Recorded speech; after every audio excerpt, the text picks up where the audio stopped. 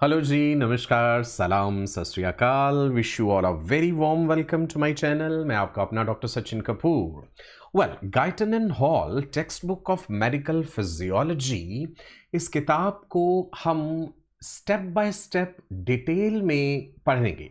इस पूरे वीडियो में मैं आपको जो पहला चैप्टर है that is functional organisation of the human body and control of internal environment, इस चैप्टर को डिस्कस करूंगा। हम हर लाइन को समझेंगे, हिंदी में ट्रांसलेट करेंगे एंड उसको डिटेल में जानेंगे। सो अगर आप किताब खोलेंगे साथ के साथ तो आपको जो पहला चैप्टर नजर आएगा that is functional organisation of human body and control of the internal environment. शुरुआत करेंगे हम इस पहले पैराग्राफ से। सो मैं इस पैराग्राफ को आपके लिए सबसे पहले लाइन बाय लाइन पढ़ता हूं। Physiology is the science that seeks to explain the physical and the chemical mechanisms that are responsible for origin, development and progression of life. सादी भाषा में हम कहते हैं physiology is the study of working mechanism of the body. Each type of life, from the simplest virus to the largest tree or the more complicated human being, has its own functional characteristics. Therefore, the vast field of physiology can be divided into viral physiology, bacterial physiology, cellular physiology, plant physiology, invertebrate physiology, vertebrate physiology, mammalian physiology, human physiology and many more subdivisions. तो इस पहले paragraph में author ने हमें इस बात से introduce करा है कि फिजियोलॉजी क्या है। चलिए लाइन बाय लाइन इसे समझते हैं। पहली लाइन जो इंग्लिश में ये कहती है, physiology is the science that seeks to explain physical and chemical mechanisms which are responsible for origin, development and progression of life. तो what does it mean? यानी फिजियोलॉजी एक ऐसा विज्ञान है जो हमें ये बताता है कि जीवन कैसे शुरू होता है, जीवन आगे कैसे बढ़ता है और किस प्रकार वो चलता रहता है। इसके पीछे कौन कौन से फिजिकल और केमिकल कारण हैं, यानी भौतिक और रासायनिक कारण क्या हैं। हमारे शरीर में बहुत सारी क्रियाएं होती हैं, बहुत सारी प्रोसेसेस होती हैं। जैसे हमारा हार्ट बीट कर रहा है, यानी हमारा दिल धड़क रहा है, रेस्पिरेशन का प्रोसेस, ब्रीदिंग, हम सांस लेते हैं, डाइजेस्टिव सिस्टम अपना काम कर रहा है, यानी खाना पचाता है। ये सभी फिजिकल और केमिकल प्रोसेसेस की वजह से है, राइट। फूड जब हमारे डाइजेस्टिव सिस्टम में एंटर करता है तो वो डाइजेस्ट होता है, जिसमें एसिड का रोल है। स्टमक में हाइड्रोक्लोरिक एसिड रिलीज होता है। डाइजेस्टिव सिस्टम के अलग अलग हिस्से एंजाइम्स रिलीज करते हैं, और जो मांसपेशियां हैं यानी मसल्स है, ये सब चीज़ें मिलकर के काम करती हैं। सो अल्टीमेटली यही फिजियोलॉजी है। सो सिंपल लैंग्वेज में physiology is the study of working mechanism of the body. Next line पे चलते हैं। ईच टाइप ऑफ लाइफ, चाहे वो एक सिंपल वायरस हो या फिर वो एक बहुत बड़ा पेड़ हो, लार्जेस्ट ट्री, या उससे भी ज़्यादा complicated human beings, each type of life has its own functional characteristics. हर जीव, चाहे वो छोटा सा वायरस है, एक पेड़ है या इंसान है, वो अपने तरीके से काम करता है। हर जीव अलग अलग तरीके से जिंदा रहता है। हम जानते हैं दैट वायरसेस बहुत ही सरल होते हैं, बहुत ही सिंपल हैं। उनके पास प्रोटीन की एक कोटिंग है, अपना जेनेटिक मटेरियल है, किसी भी होस्ट के शरीर में वायरस एंटर करता है और वहीं पे सक्सेसफुली फीड और ब्रीड करता है। यानी वायरस के सरल होने के बावजूद भी उसमें भी कुछ प्रक्रियाएं होती हैं जिससे वह फैलता है। एक पेड़ की प्रक्रिया अलग होती है, एक इंसान के शरीर की प्रणाली उससे भी ज्यादा जटिल यानी कॉम्प्लिकेटेड होती है। For example, virus host cell में जाकर के काम करता है, प्लांट्स फोटोसिंथेसिस करते हैं, ह्यूमंस जो है वो फूड का इनटेक करते हैं, भोजन को ऊर्जा में बदलते हैं, end of course humans complicated हैं तो वो सोचने और समझने की शक्ति भी रखते हैं। नेक्स्ट लाइन में ऑथर ने कहा है, the vast field of physiology, means physiology बहुत ही वास्ट फील्ड है एंड इसको हम फर्दर डिवाइड कर सकते हैं into viral physiology, bacterial physiology, cellular physiology, plant physiology, invertebrate physiology, vertebrate physiology, mammalian physiology, human physiology, and even many more subdivisions. Now, because it is a very vast field, इसलिए physiology को कई हिस्सों में बांटा गया है, जैसे कि वायरसेस के लिए, बैक्टीरिया के लिए, सेलुलर फिजियोलॉजी, सेल्स को हम कोशिका कहते हैं हिंदी में, plant physiology, animal physiology and so on, right. Viral physiology में क्या स्टडी किया जाएगा? वायरस शरीर में किस प्रकार एंटर करता है और कैसे वो फैलता है। ऐसे ही बैक्टीरिया किस तरह से मेटाबॉलिज्म करते हैं, कैसे वो ह्यूमन बॉडी में एंटर करते हैं और किस तरह से इन्फेक्शन करते हैं। नेक्स्ट लाइन की तरफ बढ़ते हैं।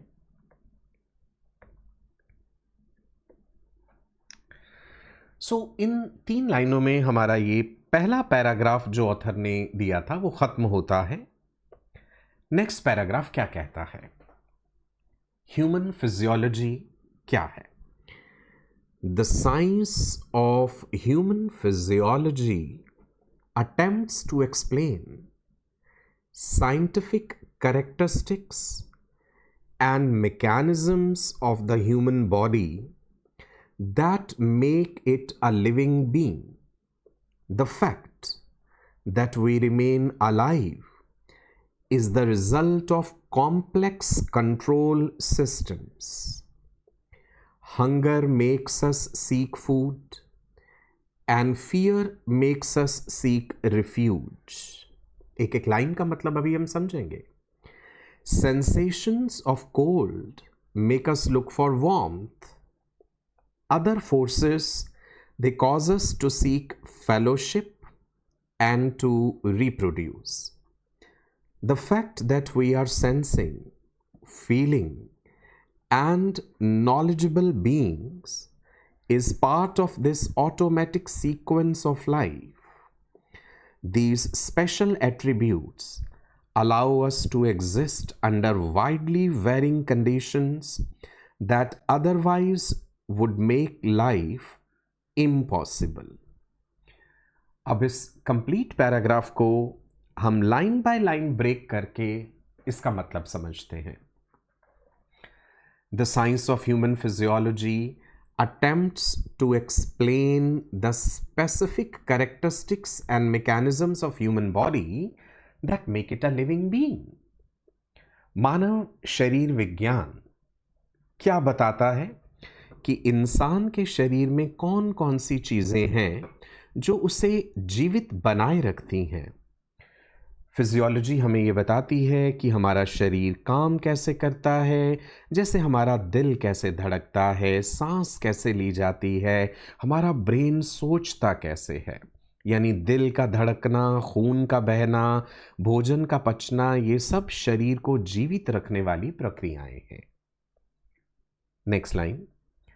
The fact that we remain alive is a result of complex control mechanisms. वो complex control mechanisms क्या है वो हम आगे समझेंगे।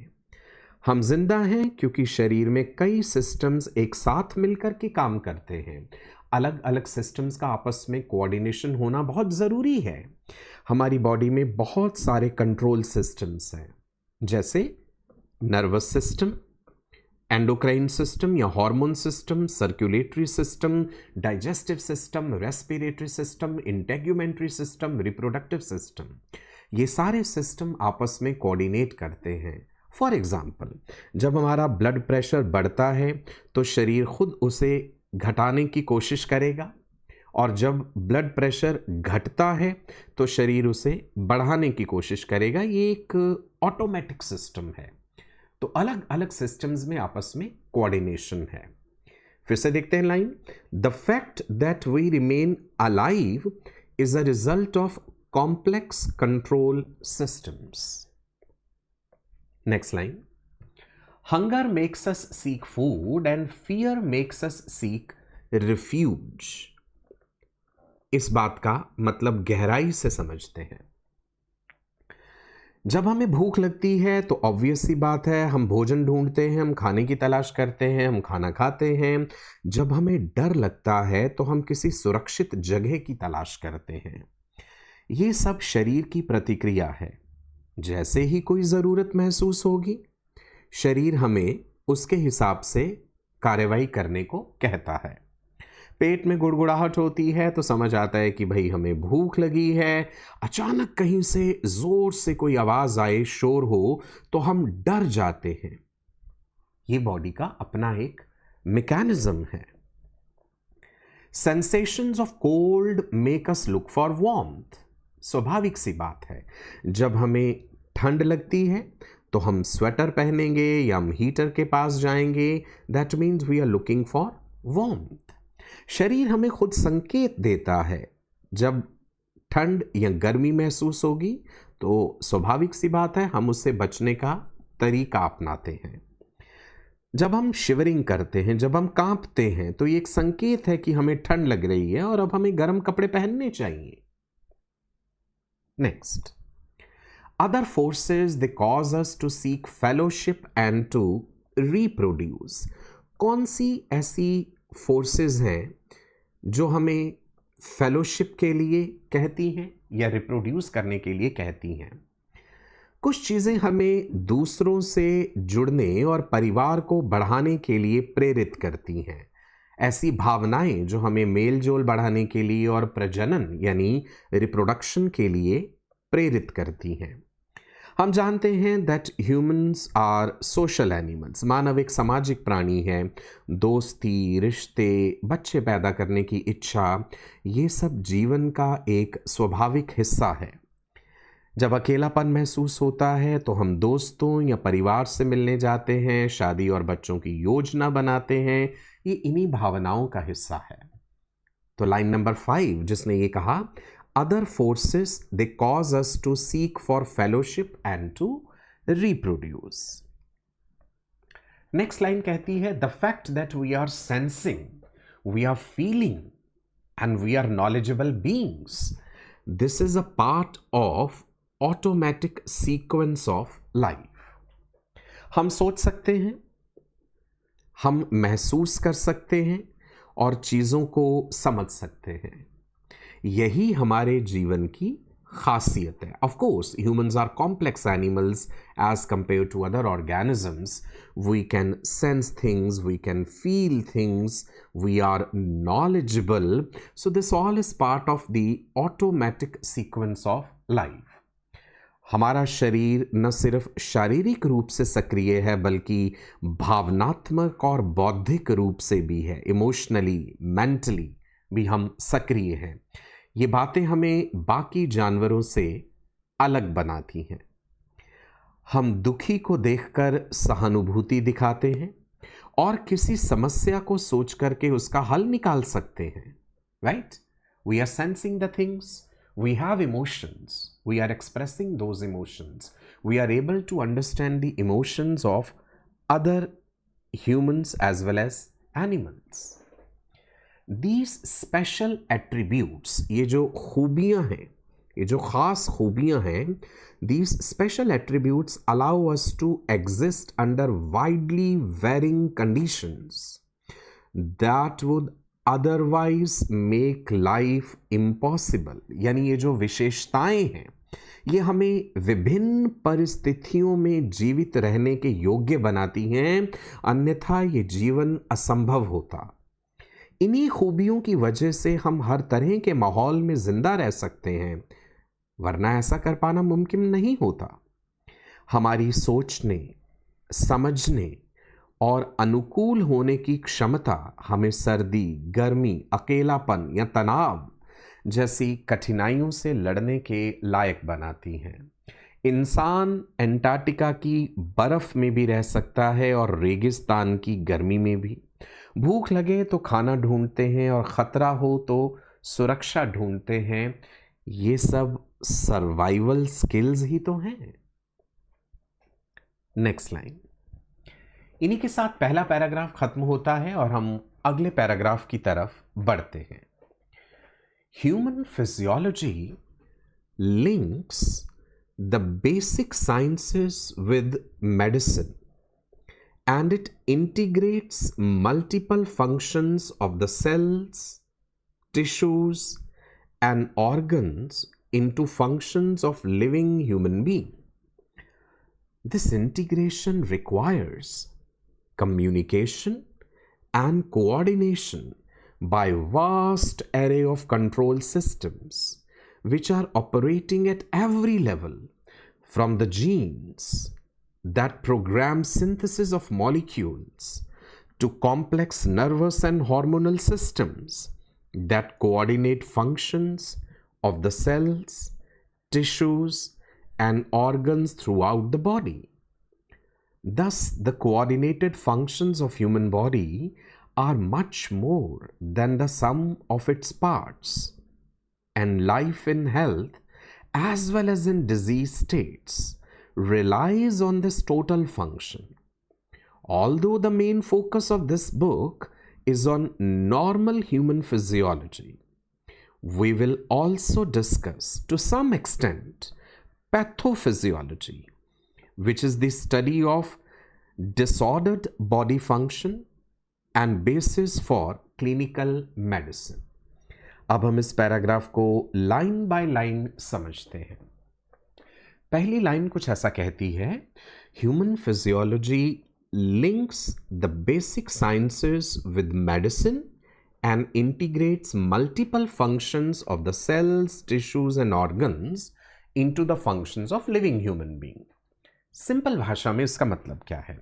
मानव शरीर विज्ञान बायोलॉजी और मेडिसिन को जोड़ता है और शरीर के हर हिस्से के काम को एक साथ समझाता है।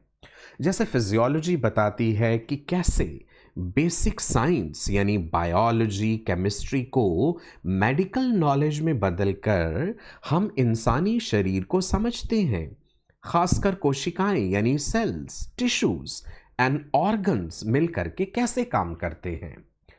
जैसे कि दिल, फेफड़े, मस्तिष्क सब मिलकर इंसान को जीवित बनाए रखते हैं और फिजियोलॉजी यही बताता है कि ये सब आपस में कोऑर्डिनेट कैसे करते हैं। हम जानते हैं cells they group to form tissues, tissues form organs, organs form systems and systems they form the individual. Next line कहती है, this integration requires communication and coordination by a vast array of control systems which are operating at every level. कौन कौन से level पे? From the level of genes which are programming the synthesis of molecules to the next level, that is nervous system, hormonal system which are coordinating functions of cells, tissues, organs throughout the body. यानी इस पूरी प्रक्रिया को चलाने के लिए शरीर के अलग अलग स्तर पर कंट्रोल करने वाले सिस्टम्स चाहिए।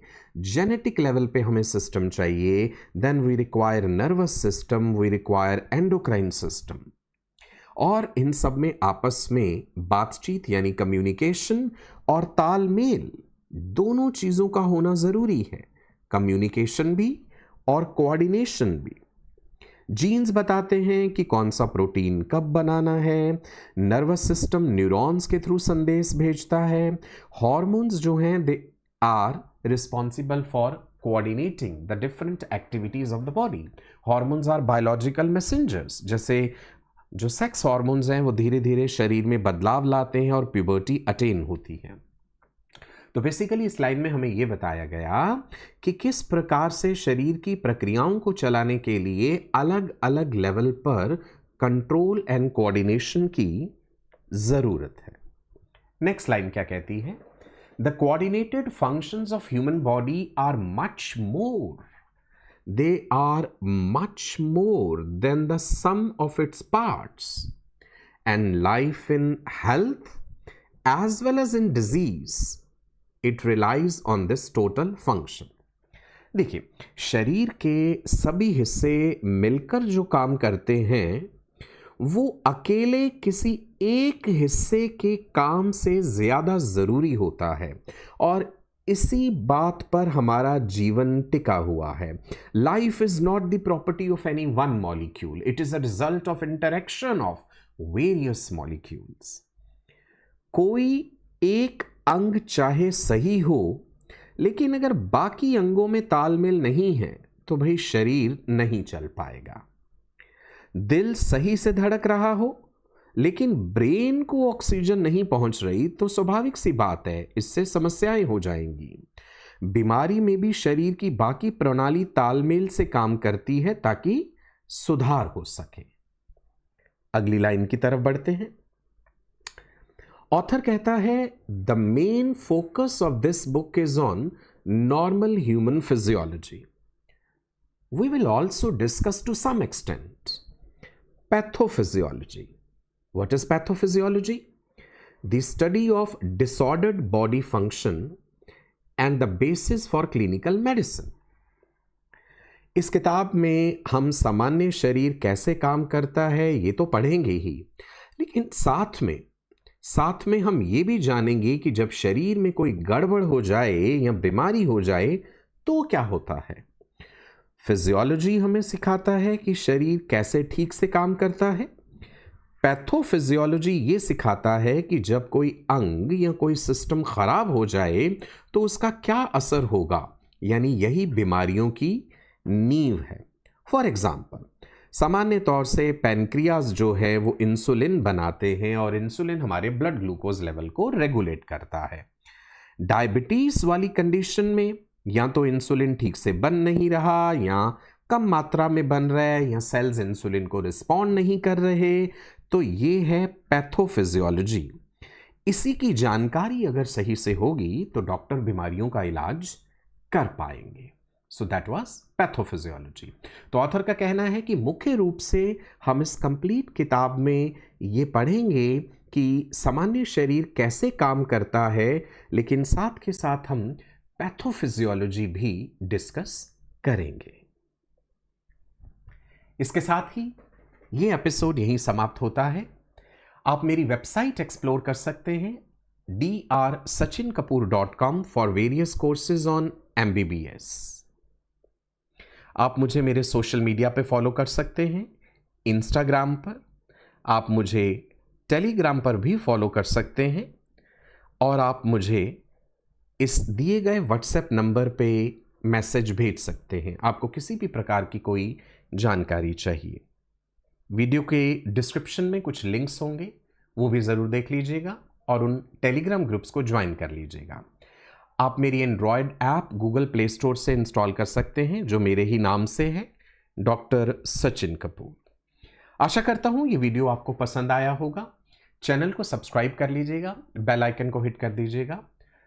वीडियो अच्छा लगा है तो लाइक और शेयर ज़रूर कीजिएगा। नमस्कार, बाय बाय, स्टे ब्लेस्ड। फिर मिलेंगे नेक्स्ट वीडियो में। धन्यवाद।